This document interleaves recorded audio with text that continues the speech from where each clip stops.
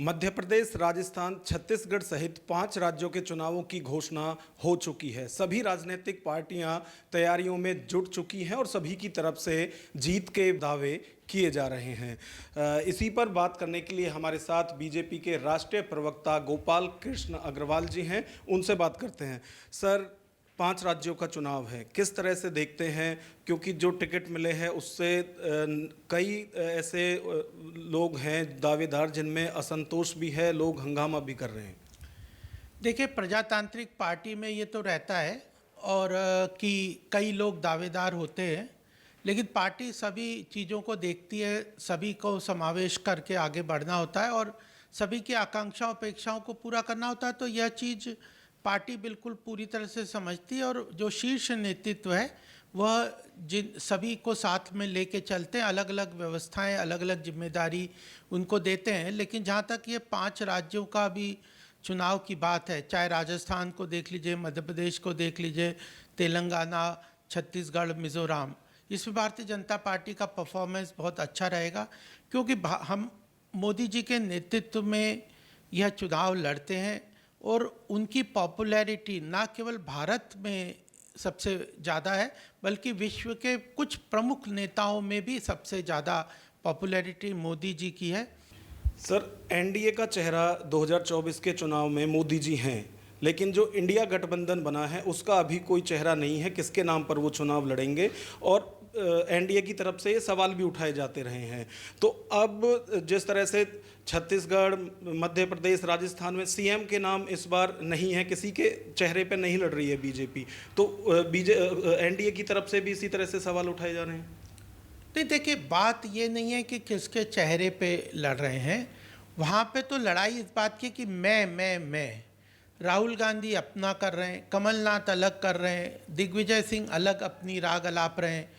उसके साथ आप, और अभी आप देखिए, हम उत्तर प्रदेश में नोएडा में रहते हैं, गौतम बुद्ध नगर में काम करते हैं क्षेत्र में। अखिलेश यादव कह रहे हैं कि मुझे धोखा दे दिया मध्य प्रदेश में कांग्रेस ने। कहीं आपको देखिए, आप पार्टी कह रही है कि हमारे को स्थान हम इतने लड़ेंगे, अखिलेश जी ने अपने कैंडिडेट डिक्लेयर कर दिए। आप कह रही है कि पंजाब में हम अलग हैं, केंद्र में गठबंधन करेंगे, पंजाब में हम नहीं करेंगे, दिल्ली में हम नहीं करेंगे, केंद्र में करेंगे। ममता कह रही है बंगाल में नहीं करेंगे और दिल्ली में करेंगे। तो फिर ये कोई बात ही नहीं है कि गठबंधन नाम का कोई चीज़ नहीं है। दूसरी सबसे बड़ी बात है कि ये ठगबंधन है।